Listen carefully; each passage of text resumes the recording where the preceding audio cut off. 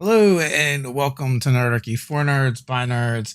Today's a little bit different because YouTube was made a change and I did not adapt to it well or Hello early. and welcome to No, I hear myself and I hate Oh that. no. So today I'm with Adan. You have your own YouTube channel where you do have an animated YouTube channel with a bunch of like really Yeah, short videos.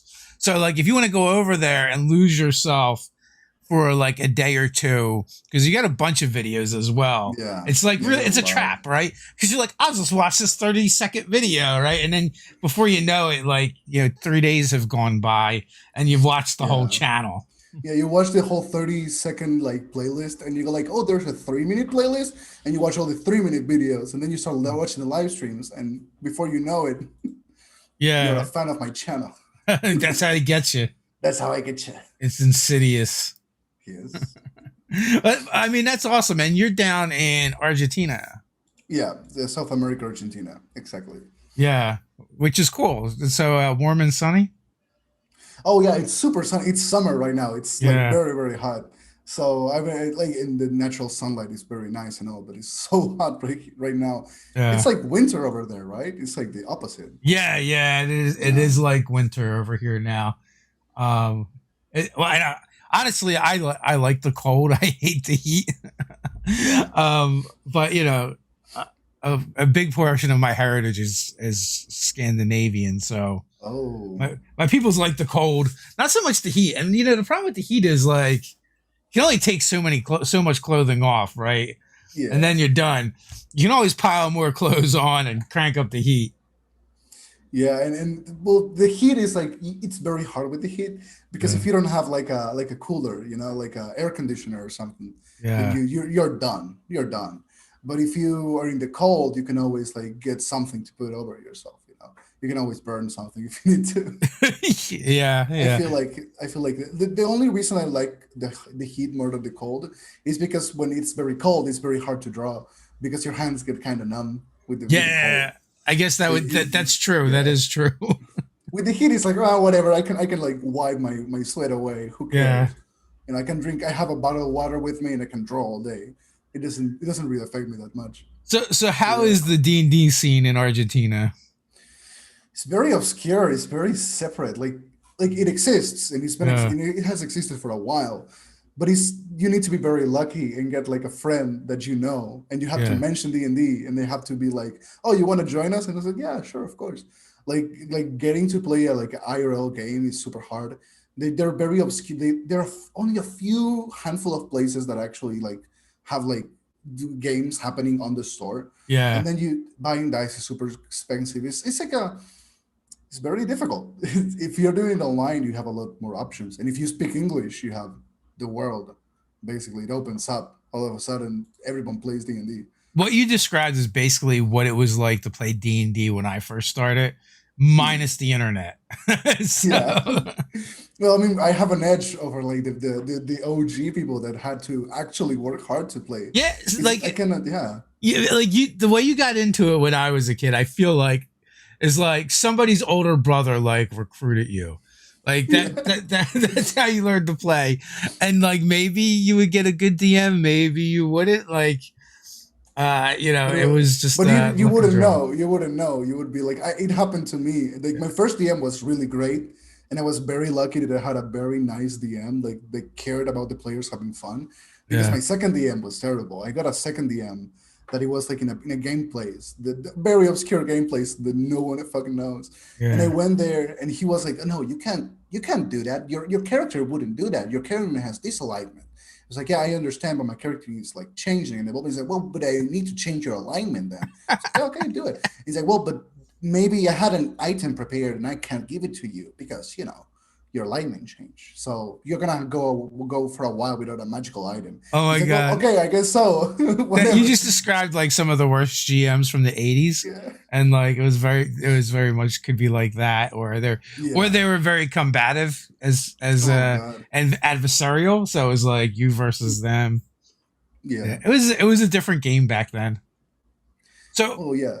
how did you get started YouTubing and animating?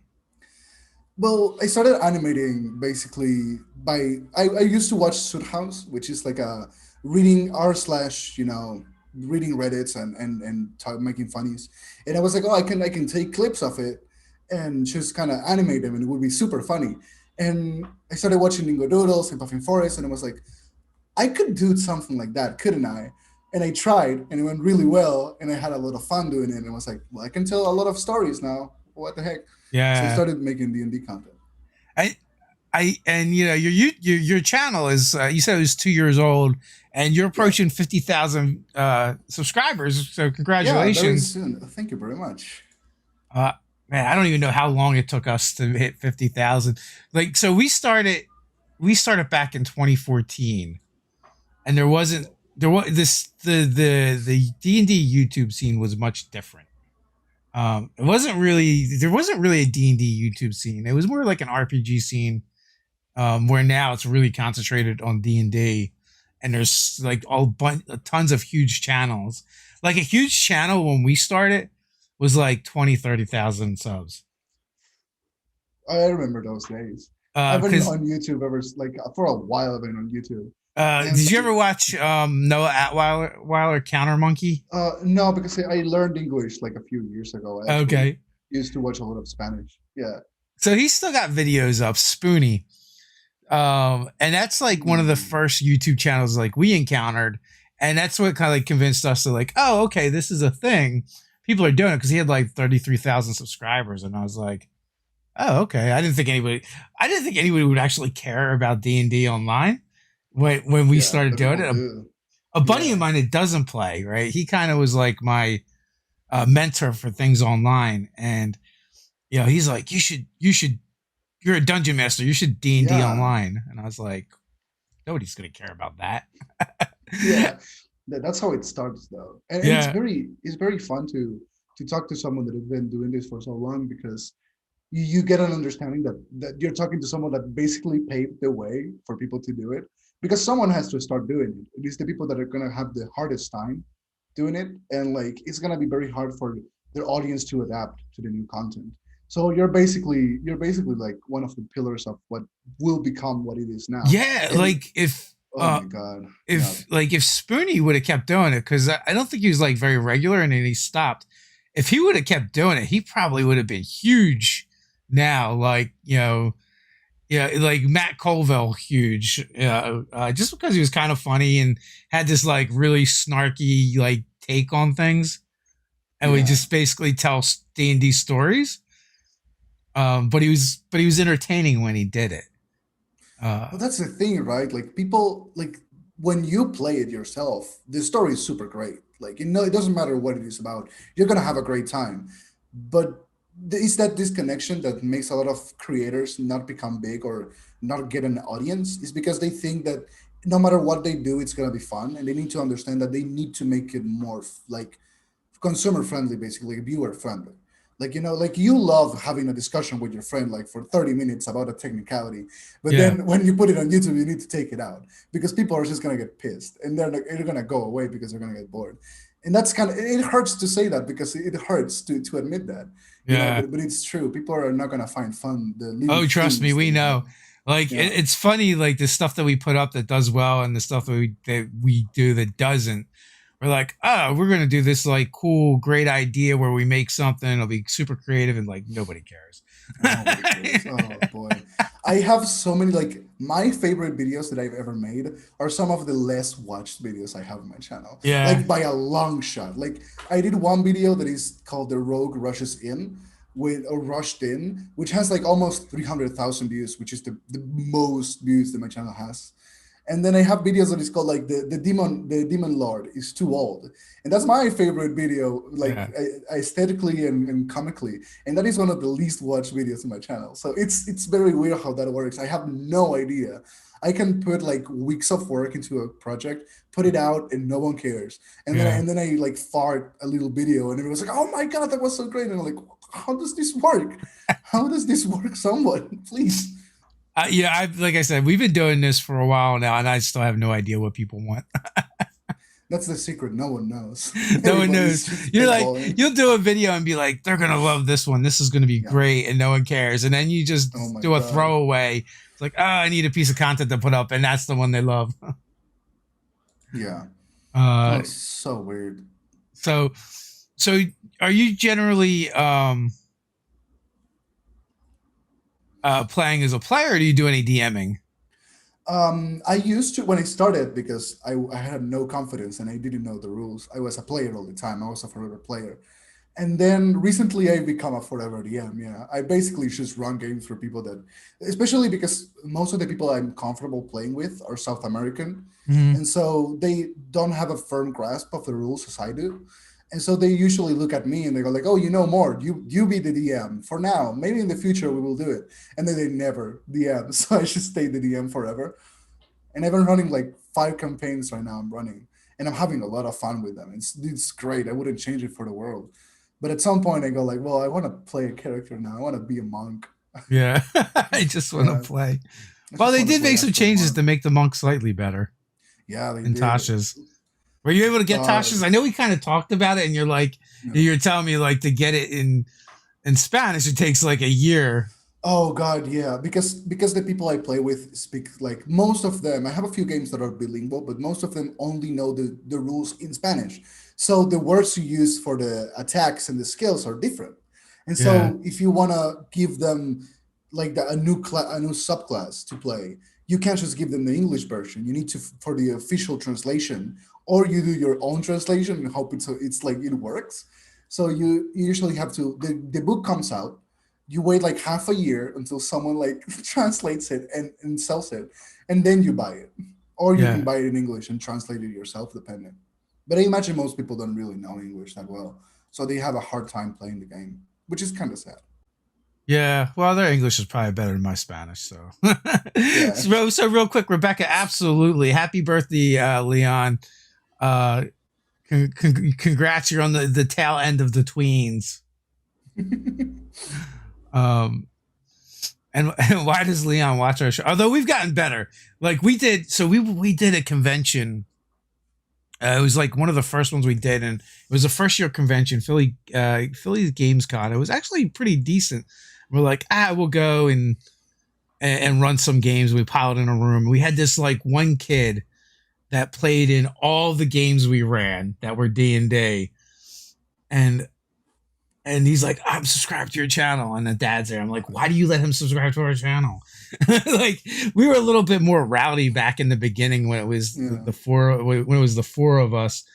Me and Ted combined curse a lot less and less innuendos that we should, that, isn't for a younger audience. But in the early days, it was kind of the wild, wild west. And I was like, Dad, you're a terrible parent for letting him watch us. God, no, yeah. I mean, I started very rowdy too. Like, I would Yeah. say like every curse word that I wanted, and then as I started making more and more content, because I'm a comedy channel, I need to like Yeah. stay fresh with my jokes. I can't just say, the P, like P or fuck or whatever, Yeah. and Yeah. expect it to work forever. I need to actually be funny. So You have to I went branch out. from, yeah, I have to branch out. Sadly, just saying fuck, it doesn't work all the time, which is sad. So I need Yeah. to actually try to make like, I thought out jokes, which is very, very hard sometimes. So you mentioned you want to play a monk. Is that your favorite class? No, actually, my favorite class, like a lot of people don't know this, my favorite class is Ranger, which is funny because I shit on the Ranger so much, We all but it do. is my We favorite all do. class. Yeah, oh yeah, it's a tradition at this point. I've played, I've played like three or four Rangers, and three of them are the Beastmaster, right? The worst Ranger. But So, it's so aesthetically pleasing to have yes. like a pet. Two of Yeah. them. So two of them were giant crabs because the giant crab is just the superior beast companion. I mean, Um, yeah. and you get to do this when you play a lot. So Yeah, yeah, oh yeah. and then I also had a flying snake. The flying snake was pretty good. But now, like they totally with Tasha's, they totally rewrit the Ranger, Yeah. and I'm like, I think now the Ranger's like kind of OP. We Yeah. so we were doing a character build yesterday. We'll shoot that video later today, and we're going through, and all the alternate stuff is like really good. Because like Yeah. if you take the if you replace Natural Explorer with the new thing, you get skills and languages, and then skip the Hunter's Mark thing because Hunter's Mark is still much better, in my opinion. Mm. And just take favorite enemy the way it is. Then you get languages that way and skill bumps. So you end up as the ranger, you end up really skill and language heavy, uh, which is weird too because like it's a different niche that hasn't actually been really hit yet. And so the ranger is kind of the language monkey now. But that's nice because like Ranger, the idea of Ranger is like it's a completely different class. You should hit a niche, should like just like the other ones. It's just like the niche it decided to hit was grab exploration and just Yeah. throw it out the window, and that's not too much fun. So now I think they're gonna gradually make it more and more of a connecting not only with nature but with others, and make it so you can communicate with everything you want to communicate with, which Yeah. is really fun. And then like primeval awareness is something that I rarely see used in games until recently. Because now I'm in like a Curse of Strahd game where they're like using it all the time. But it's Well, yeah. almost useless in Curse of Strahd, right? Because your head explodes when you do primeval awareness because you're just always surrounded by undead. It's just It's better to super not fun. know. Yeah, it's better to just not understand. Yeah. Well, I mean, like before Tasha's, the only viable ranger I could play in my games Yeah. with my DM was a Gloomstalker revised ranger, because it's basically the combat starts. You go first. You always go first, and Yeah. you at least kill like two people in the first turn. Like if you go with Gloomstalker is really sharpshooter, good. yeah, with sharpshooter and like revised ranger, you have you initiative is dexterity plus wisdom. You have advantage, and you have if at level 5 you have 3 attacks that you can do, and then those 3 attacks if you have sharpshooter, you And have Hunter's like it's Mark. 30 damage base and hunter's mark, and Yeah. it's So extra d8. Yeah, yeah. So one of it's those attacks is going to be your D2 D8 and a D6. yeah, And plus then you get 10. two more attacks. Yeah, plus Yeah. 10.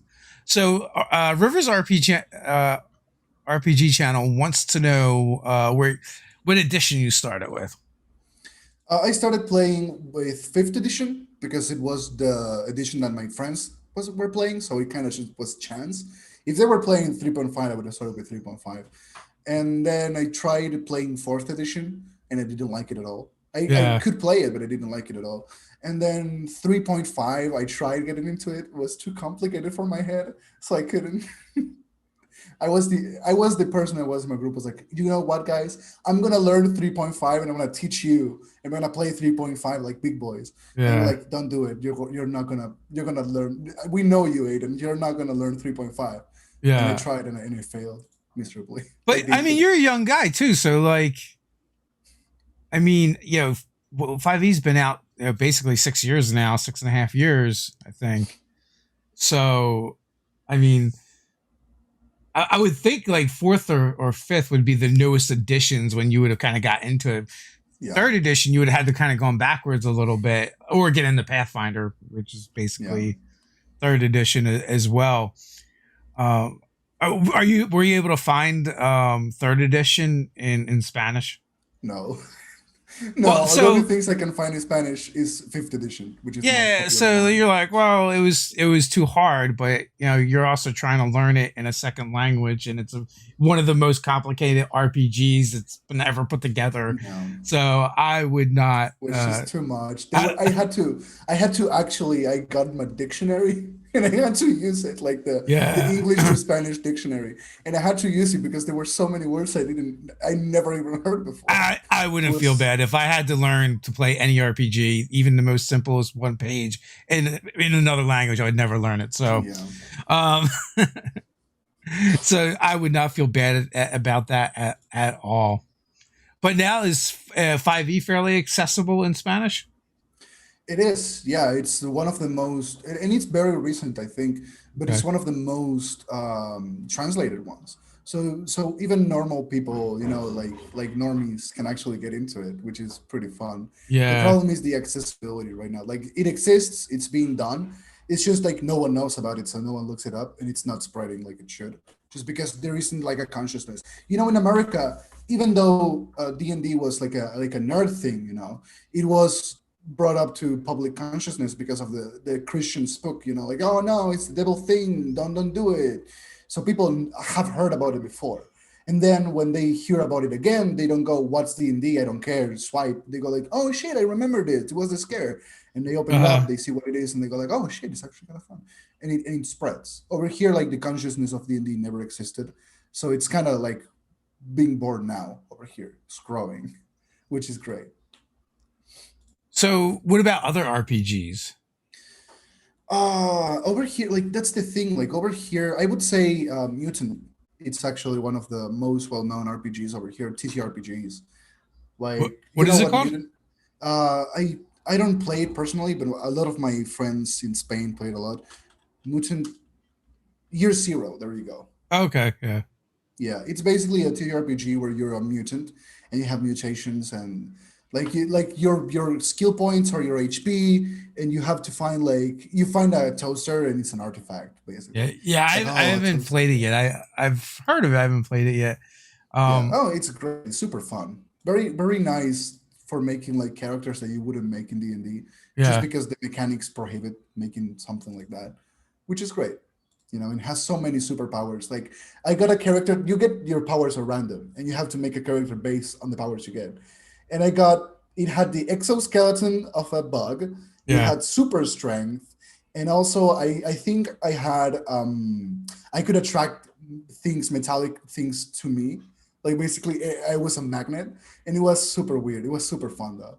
So yeah, and I made a character based on that basically. yeah. So we played Gamma World, but it was based off of the fourth edition, and it's kind of like that, and it's all random. It only goes up to 10th levels, and it's definitely like a beer and pretzel style game. And, Yeah. and that game is actually a lot of fun. I feel like even people that maybe don't like 4E might still enjoy that game just because it's very like wacky and zany. Yeah. Well, yeah, that's the thing, right? Like D&D can be very wacky and zany, but usually the mechanics and the characters present themselves for you to invest yourself into them.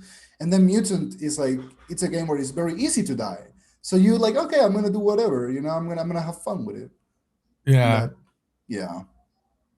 So, Sir Guy wants to know. I'm curious, what about a game system players don't like? Which part of the game edition is lacking? I think they're asking about 5e.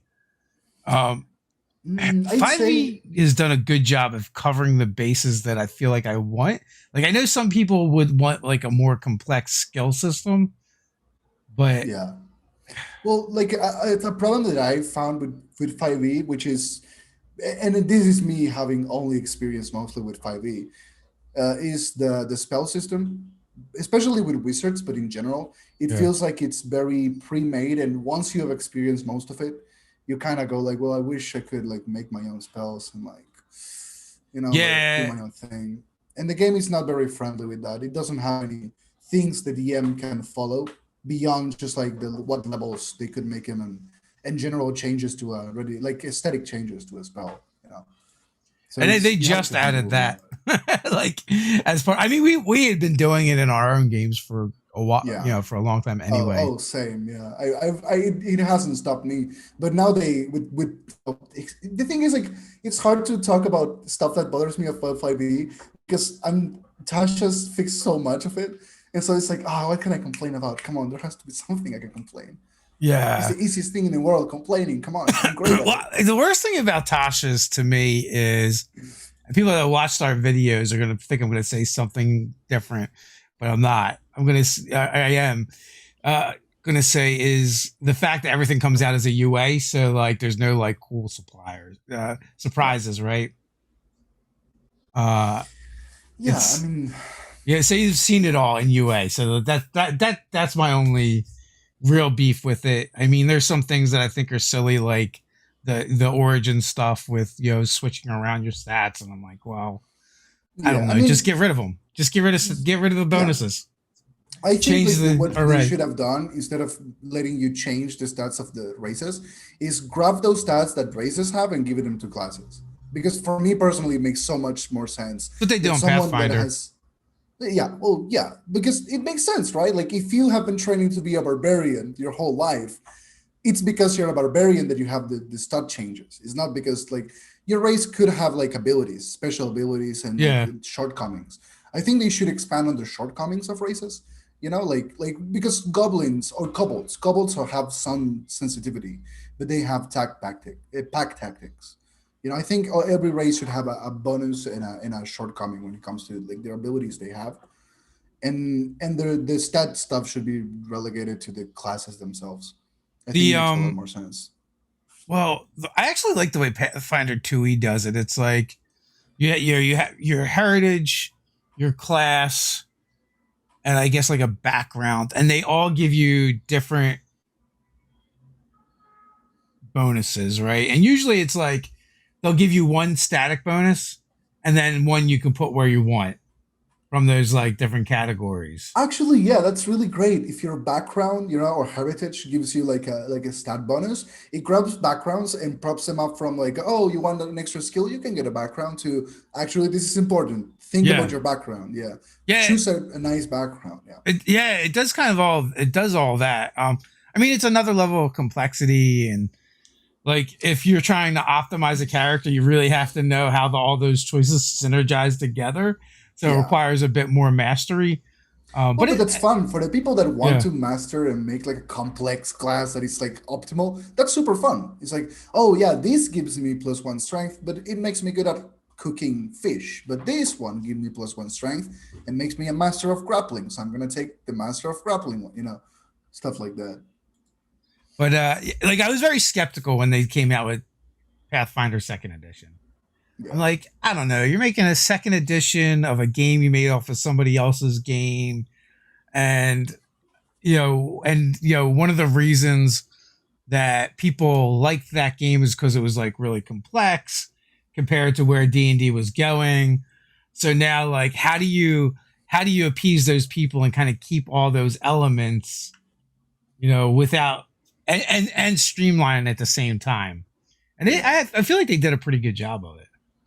Yeah, I don't know much about Pathfinder Second Edition. I only seen mostly I've looked for inspiration for like homebrewing classes and Yeah. subclasses and monsters.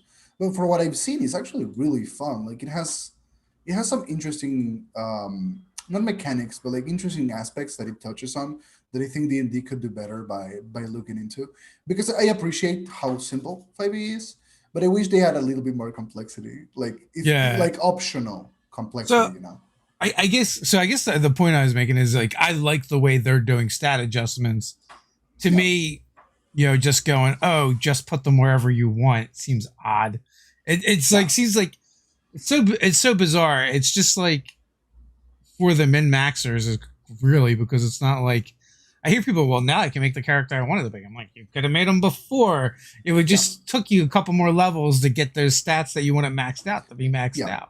I think that what they should have done, and I think you're right, like just being able to choose whatever you want, it's not fun. Like the game has certain rules that limit you, and through those limits, you can like do better stuff.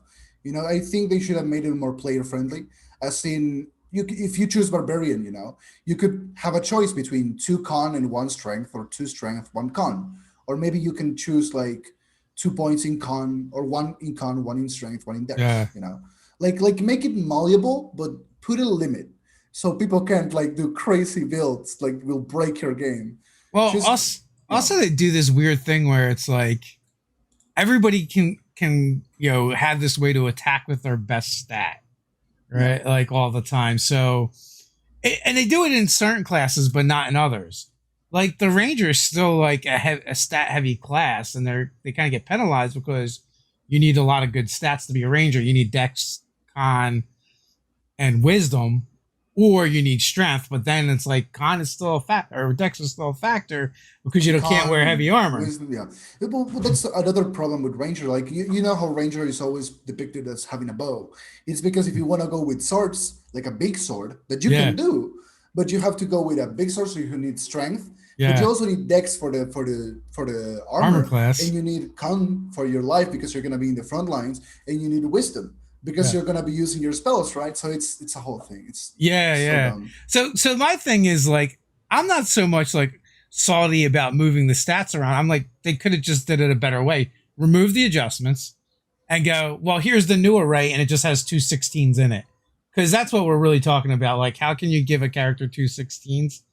And I guess the problem with that is if you roll your stats, Yeah. then you don't get those modifiers, but Yeah, I uh, mean, I usually do roll stats, but recently I really been getting into point buy. yeah, So we've been yeah. using point buy and array from the beginning just because we're generally really bad at rolling dice. I'm bad at rolling dice, so I'm just like dice hate me, Oh and all God, my yeah. characters would have like 10s and 12s as their high stats, The, with the the, the pluses. running the running joke in my channel is that I only get natural once in every single dice I throw. So Yeah, I do absolutely understand the pain, the I feel absolute you there. pain.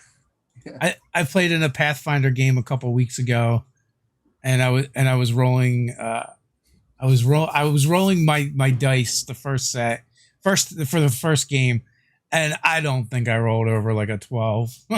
So, and you need really high numbers in Pathfinder. The second time I played, I rolled using virtual dice, and they actually rolled a little bit better for me.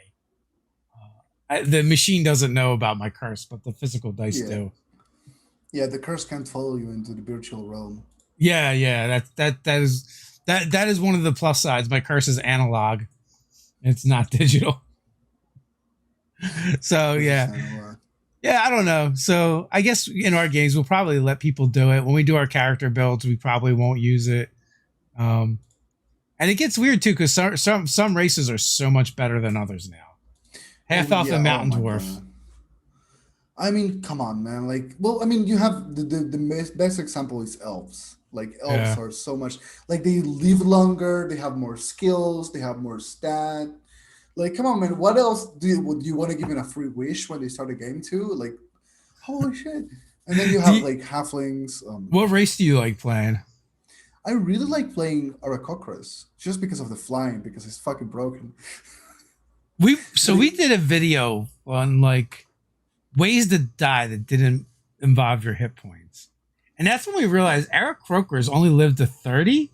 yeah, And if you encounter a ghost, you're like boned. you're boned. Yeah. Yeah. Oh, have you tried playing a goblin fighting ghosts? That's just a death sentence, like a wraith. Oh God, I had you're I have dead. I have not yet, but there are a couple races that are so short lived that like an encounter with a ghost is gonna he's gonna kill you from old age.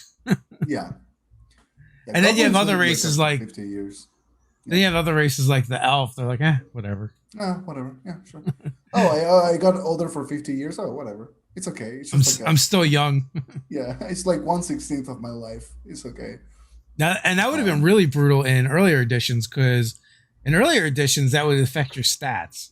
Your physical stats would go down when you got older, and your mentals will go up. But if you got magically aged, your mentals do not go up; just your physicals go down. you're So fucked. Yeah. yeah, so like you could die from old age by your con going down low enough to give you negatives to your hit points enough to kill you. Ah, that's so mean. Yeah, yeah, that was a That different really game. is just mean. But I mean, it makes sense. Like I know I have friends that like fucking speedrun Dark Souls. Like so I know that there are people out there that really enjoy like the challenge and like them being mean. Oh So yeah. I can't say it's bad. I can just say it's just mean and I don't like it. It's like I can't say it's bad. Well, Rymex is my partner. Literally died our second Adventures League game because Ghost aged her goblin. Oh my god. And like, there's nothing you can do about that too because that's a really hard death to come back from because you can't resurrect someone, revivify or even revivify them because they technically died of old age. Yeah, that's the You most need a like that's the wish. fucked up part. Yeah. Yeah. So So what kind of games do you guys play? Like, what is your play style? My playstyle. Oh, well, what do you mean role playing or like what do I do in the Like, game? what kind of Like, stories do you guys like to tell? well, we are really cruel, so we like telling like stories where everything is very mean and hard, like over here. Like in my games, personally, as a DM, I like running either very high fantasy, like magical items are a thing you can find anywhere. Like you lift up a rock, you find a magical item. Or I like running very mean survival games where my players have to actually like be smart about it. They can't just like run around doing whatever. And I kind of balance them out. It depends on the party that gets to me. Yeah. Do you find it's hard to run like a survivalist style game in 5e? Yes, it depends on the thing that changes how fun it is how many people are playing. If you're playing with two people, it's super fun. If you're playing with five people, it literally is just a normal campaign. It's just kind of slow. That's it. Yeah, I mean, especially once you start getting spells, uh, Yeah. if like I think around third level or so, or not even, it's like any of the survival stuff you would throw at somebody, be like, nope, good berry, first level spell, or Yeah. like we got to camp out, and you're just like Lehman's Tiny Hut, So Yeah. Well, that's the thing. Like my players, I'm both of them are artificers. I'm running a game. It's a survival game where two people, and both of them are artificers. So you would think, oh, they're gonna break the game immediately. But the thing is, like, this setting has to be very like catered to their abilities. So I made it so they were sent to. I'm not gonna spoil it because they're probably gonna watch this. But they basically got sent to a different time or something. yeah, So the currency that they have doesn't work anymore. The world, the geography, and like the powers that exist changed completely, and every name recognition they had in the past doesn't exist anymore, and they don't have any resources or contacts. So now they're two artificers trying to go from like Doctor Stone, like they just appeared in a savage world and they need to yeah, bring technology back. It's basically that, and they're having a lot of fun. Their magical items are very hard to come by, so either they have to risk their lives, and like one of them lost an arm, so like there is a very big like difficulty here. So they decided, you know what, I'm not gonna risk my life. I'm gonna make the magical items myself, which yeah. was very smart of them. So now they're working on How the did the fucking character lose magical their arm? items. Oh, there was this creature. All my creatures are homebrew Yeah. because if I use a creature that exists, you're gonna know it because they have experience. So the only way to spook them and to like take them by surprise is making your creature. So I made this creature. It's called a demi-human. It's a creature that has a mouth and no eyes, like a mouth for a head and no eyes, and it can hear up to 300 feet around it. And it goes to this. It walks and attacks the source of the highest sound in the area, and they usually hunt this other creature that is like pig humans that have like the body of a pig and the face of a human. And they basically imitate voices and hunt by imitating voices of Yeah. humans. And this creature was hunting these other creatures, and then my players go into a basement and scream because they find a dead person, Yeah. Yeah. and and the creature goes for them, and they close the door of the basement, and there is one person alive in that room that is not them, that is covering their mouth and is basically looking at the door super scared. And my players just walk around willy-nilly and they start talking to them like, what's happening? So the creature breaks the door down and they go like, "Roar," and they cut one of the arms off because he's a very strong creature. The idea was that they would like be a little bit more smart and be like, okay, this person is covering their mouth, this other person is dead, obviously we need to keep quiet. And I gave them chances. It's not like the first sign of sound they made, the creature attacked. They did it three times, and I was like, okay, the creature has to enter the room because you guys are being dumb. Yeah. And they were level two. The creature was too strong. One of them lost an arm, and then one of the other ones, I think they used a clock, I think, with catapult and threw it outside the room, and it started ringing, and so the creature went away. And they waited down in the room for like a day Oh, they before they scared it went away down. with an alarm clock. Yeah, they basically, yeah, they goaded it away with an alarm clock. Heard the clock. No, I don't want to go to work. Yeah, I'm out of here. No. yeah.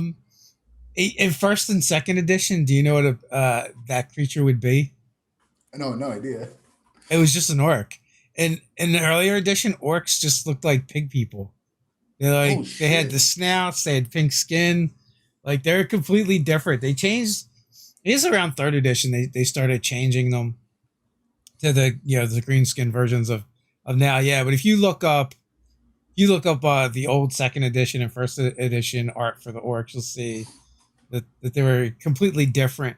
Even in if you ever if you go online, you can find the old episodes of the D&D cartoon, and they were the pig people. Although I think they were green there, but I think they were described as being pink skinned in the original Monster Manual. It's really fun how races change from Yeah, edition to edition. Like if you look at a Beholder, like from first edition, it's like whoa, wow, what is that?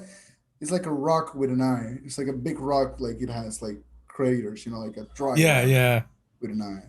Well, the And art has then really evolved over the yeah, years, but and it's it's so good though. changed. It's still really good. It's not that it's bad. It's Yeah, just that well, you're so used. it was You know. they were kind of like the trailblazers. Like they didn't have a reference point to draw from, and a lot of those artists weren't traditionally trained. Like they didn't have anatomy classes for art. They were like it was like someone that worked in the warehouse that could draw pretty good, and Gary's like, "Hey, do you want to draw a monster for this book?" Yeah. Right? And in third edition, I mean, they started getting some really good artists later on, but I feel like it was with third edition with Todd Lockwood and War and those artists that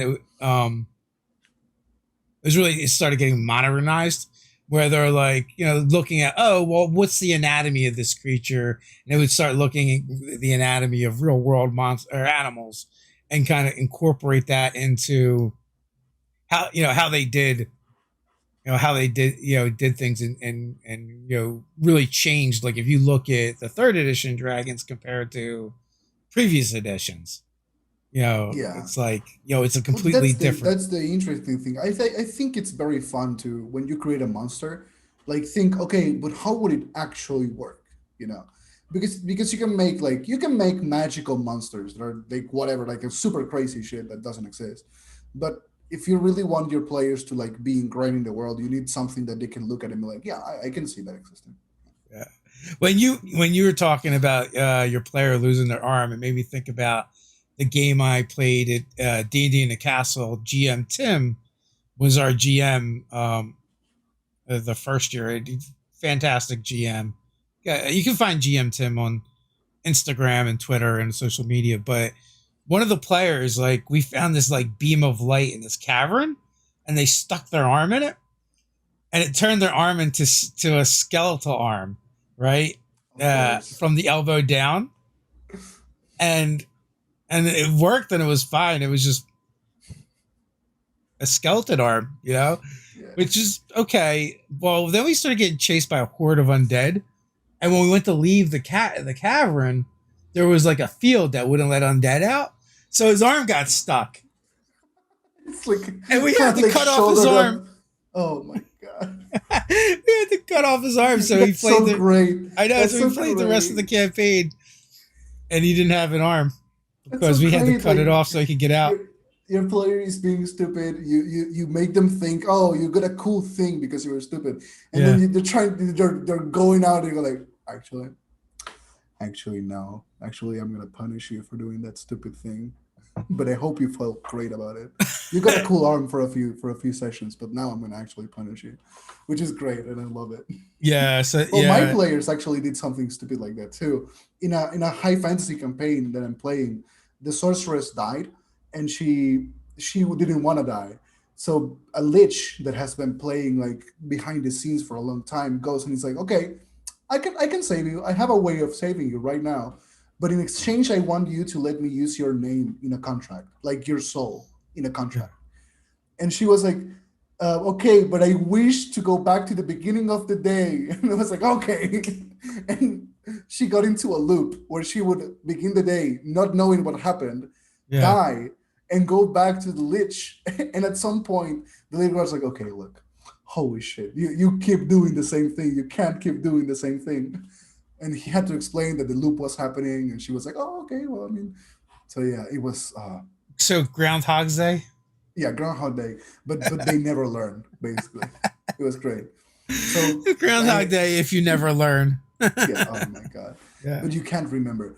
Yeah, that's the danger with like entering time loops in D&D, because I could have been like, okay, you end the time loop and you never get out of it, so you have to make a new character, or I ended the campaign because you never got off the time loop, Yeah. which So either or, you know. so Manchi Tales, old orcs Hmm. look like Ganon from early Zelda games. I would argue Ganon looked like old orcs from D&D. D&D is so old, man. You can't like, a lot of people don't really understand how old D&D is, and they look at video games like, yeah, they probably watched a video game and got inspired. And it's like, you have Yeah, no idea. I You think have no idea. I think D&D came out in 73, so it predated me by like 2 years. It's crazy, man. So it's been around for a while, and I might even be Yeah. wrong. It might be actually be a little bit older than that. So I like more modern gamers like to dump on D&D, um, and and talk about how like new games are so much better, but it's like, well, like you know, Well, I mean, if it's you want to go back, like you get chainmail too. Like that's even yeah, older. was Like, that was the very beginning, and then yeah. chainmail evolved into D&D. What is it, like 60s? Like mid 60s that came out? Like chainmail? I'm not entirely sure, but I know it's been a while. Yeah. So I think it's a little unfair to compare new RPGs to D&D, because D&D is stuck in some ways, right? It's hard for them to change things, Yeah. like alignment, right? They've pretty much made alignment pointless in 5e and Yeah. compare it to previous editions. There's like, I think there might be like a couple magic items that refer to alignment, like you have to be this alignment or whatever to attune to it. Yeah. But that And when is you it. die, you go to a specific place, and that's Yeah. it. Nothing else matters. Like whatever, Like Like, before it if used to you be spells.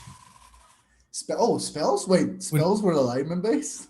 some of them were like, protection from good and evil, you detect alignment, like things like that, were spell dependent. Character classes, like if you were a barbarian, you you could you had to be chaotic, or and then maybe it changed to you couldn't be lawful, and then like monk was like you had to be lawful.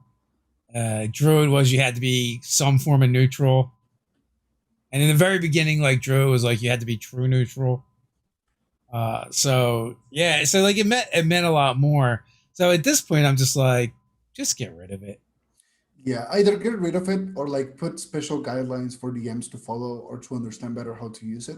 Because Yeah, a good DM will actually use like the alignment of NPCs to good effect. Like if you are an evil character and you get confronted by it, like you go to a good like a good demiplane, like yeah. you're gonna get fucked, you're gonna get killed. It's just how it is. You can't go to the doorstep of God and be like, "Hey, I am evil," and go walk away. Like you So need to be conscious about that. So Monty Tales, I once played a lawful evil character, and the paladin in our party cast detect evil, and then compulsively killed me. That is so AD&D.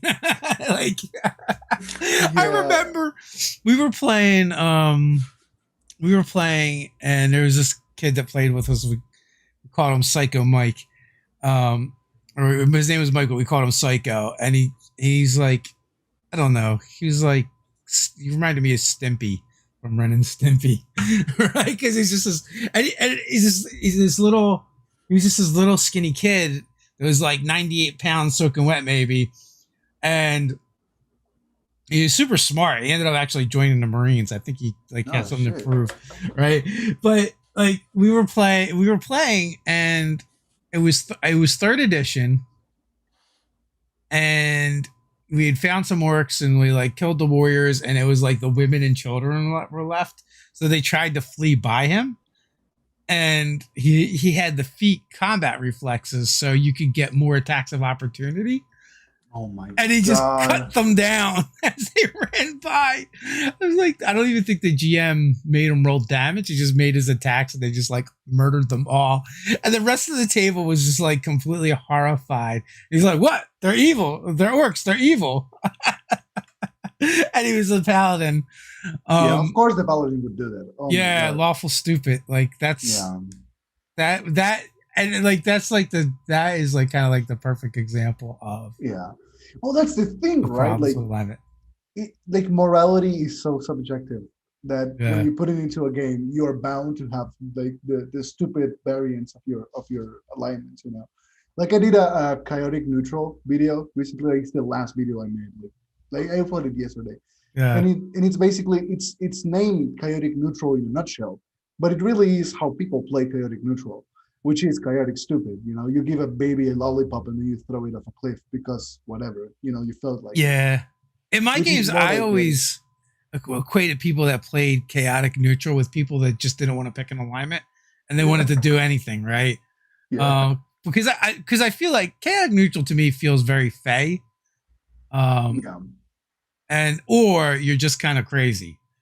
Like those are where I play. I'm actually playing a chaotic neutral character in the Pathfinder game, but I'm playing a goblin alchemist bomber, and really they're like, "What's the concept of your character?" I'm like, "I'm a goblin, and I want to blow things up."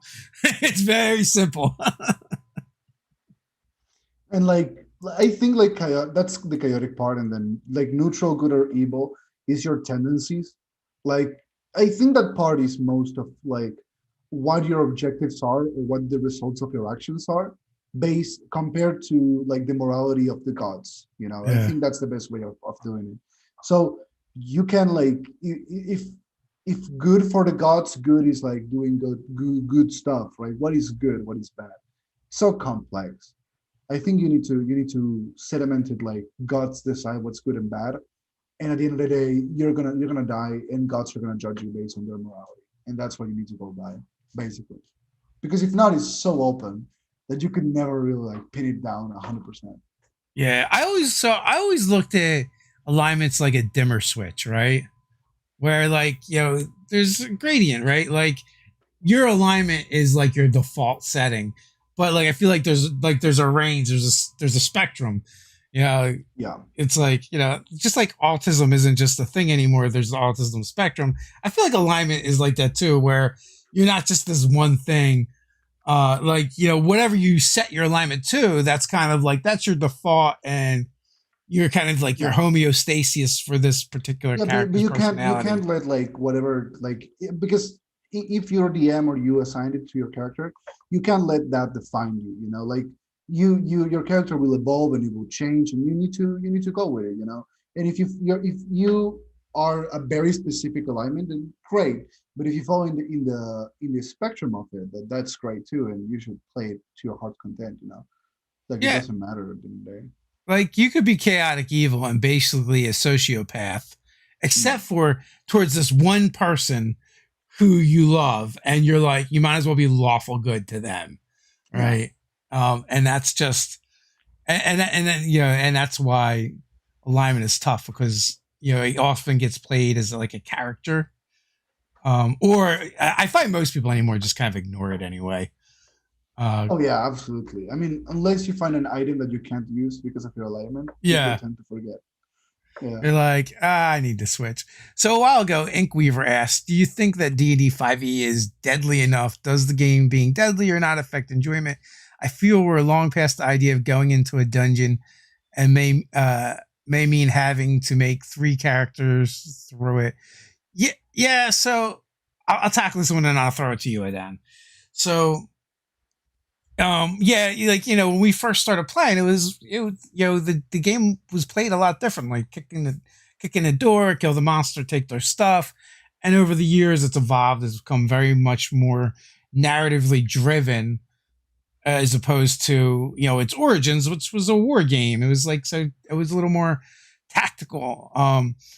And so I will say, in our first or second, I think it was our second session, we killed a character. Like, it was the first character death. It was Ted, who's not a particularly killer DM, uh, who was like, didn't even have. I think I don't. All the books weren't even out yet. We had the player's handbook and used four orcs and three, like, some kind of. I think there might have been a scorpion entry that he made into imps. So it wasn't like a ton of like really tough monsters. He's like, oh, they're first level, or orcs. It should be fine. And so one of the orcs dropped one of our players, and we're like, well, there's time. We'll get them up before things run out. And what happened was when they made their death saves, they failed their first one. Someone tried to make a medicine check, failed the check. No one had a healer's kit on them, and their second check was a one. And he's like, "Oh, I rolled a one," and we're like, "Oh, you're dead." So, and also, I feel like it depends on how you play the game. Like, because we play more narratively, there's not a ton of combats, right? In a given day or given long rest. So you don't really, we don't use our resources. We will have 1 to 3 combats a session, and 3 is a lot. It's not uncommon for us to just have 1 combat a session. So everyone uses all their stuff. Everyone goes Nova. The party is able to take on a lot more. And then if like our DM, or if I'm running and throw a second or third encounter at them, it's really hard because our group isn't used to that. So sometimes it's just play style. What are your thoughts? I think I would divide, like, because they ask how hard it is, how deadly it is, and I would define deadliness as like 2 separate things. It's like the mechanically how deadly it is, and like expectations how deadly it is. So mechanically, D&D has, like, 5e has all the tools you need to kill your players and grind them into little tiny pieces of meat. Yeah. Like, it doesn't falter on that. You have every single tool you need to kill them millions of times. The problem is expectations. People, because a lot of new people are in the game, and a lot of, like, the expectations of 5e is you're not gonna die, you're gonna have a great time, don't worry about it. So people go into dungeons expecting not to die, and DMs play the game expecting not to kill their players. So there's not a lot of deadliness happening, even though you can. Because Yeah. if you grab a level 1, just as you said, you grab a level 1 party of players, you put it in a decently made dungeon for level 1 players, and they will die. If you are ruthless, they will die. Not because the dungeon is impossible or even hard, because they go into the dungeon expecting an easy time, and they Mm. find themselves struggling with the reality that they need to be a little bit strategical. Like, I did a level 1 dungeon with kobolds, and my players saw a kobold run through a thin hole. And what did they do? They all ran in a file, like, through the Yeah. hole, and died to a trap because there was a log that was tall enough to hit them, but not low enough to hit the kobold. So everyone except the goblin died because they Yeah. also ran into a trap without even thinking about it. So You in, need to be calm. in earlier editions, right, it was assumed that it was a living, breathing world that you were taking part in. Yeah, And it shifted with 3rd edition to you're going to face an encounter that is appropriately balanced for your adventuring party, right? Which is exactly. completely different. That's why, like, in 1st edition, like, you could go in a room, there's 6 kobolds. You go in the next room, there's an ogre, right? Completely different power scales. Yeah, And in 1st edition, while it wasn't as narratively driven, and maybe we didn't role play as much, but we had to be better at solving problems, because like you couldn't just attack everything and expect to win that way. So in some ways, some of those older players were actually more creative than the newer um way people are playing the game, because they kind of had to be able to figure out how to solve problems, and sometimes you had to get past things without just killing them, or physically defeating them. You had to outsmart them, you had to retreat, you had to figure out how to get around them. So in that way it was a bit of a different game. And also there was tons and tons of like puzzles often. And yeah, it's not that one is better or worse than the other, they're just different. But I yeah, attribute it to 3rd edition. Like, even like it got to a point where your random roll charts were based off of level instead of, like, which I always hated. I like random roll charts for like random encounters for terrain, where it's just yeah. based off of what lives there, has nothing to do with the players. Yeah. Well, yeah. I mean, if you ask my players, they will tell you I'm the master of the tables because we have so many rolling tables. Like they go to a certain area, roll me a D100, see what happens. It's like I do also think like depending on where you go and where you're at. Like I've mentioned it before in my videos, but I love giving my players freedom. I make a world, and I plop them in. You can do whatever you want, but if you go to the king and you try to punch them, you're gonna get killed because the king is not an encounter that is balanced to your level right now. Yeah. You can wait to level 20 and nuke the king, and then yeah, sure, you're gonna win, probably, maybe, possibly. But it is a thing where, and my players have learned. Like the first campaign I did with them, they it was very much they thought they could take on the world, and they realized they couldn't. And now they overplan a lot. They've been Yeah. raising an army, they've been gathering resources, they have a flying ship, and that's all to fight like one of the generals of a king. It's not Yeah. even the king. So like Oh my they're god, you should learning just make him a nobleman that was just he's just really smart, and they jumped or they jumped him up to that position because just because he had he kind of bought his way into it. And they just one shot him. Oh my god, I would love to do that. Oh my god, you read my mind actually. Yeah, because the noblemen of this kingdom are in cahoots with demons. So they just had a fight last session. We did. They had a huge fight with a lot of demons. So it was super hard. Two of them almost died. The paladin fell twice. They unconscious. So right now they're expecting because they're gonna have to fight it. What they know is they have an Androsphinx like coming up, and Uh, after that, the general. So I want to surprise them, but it's gonna be very funny when they realize that that's not what it's waiting for them. nice. Yeah. So we're just past the hour mark right now, and that's when we wrap things up. Any final thoughts before we head on out? Oh, I love being here. You're so fun to talk to. I can see why you did like over 100 episodes, almost 200. This is great. Thank you Well, so this is our much for second having me. time around. We did it for a full year before, so and so Monday through Friday, with very few misses. So yeah, so I've done a bunch of these, and these are fun, and it's been great chatting with you. Thanks for coming on. No, thank you for having me. This was great. I loved chatting with you. It was chatting with someone that has a lot more experience and like understanding of the history and the inner workings of D&D is always a Old, pleasure. old. I think that Yeah. the word you were looking for was old. Yeah, but it's better to say in a respectful way that better reflects what I think. That's just throwing the word all around. Well, thanks for coming on, and with that, everyone else, stay dirty.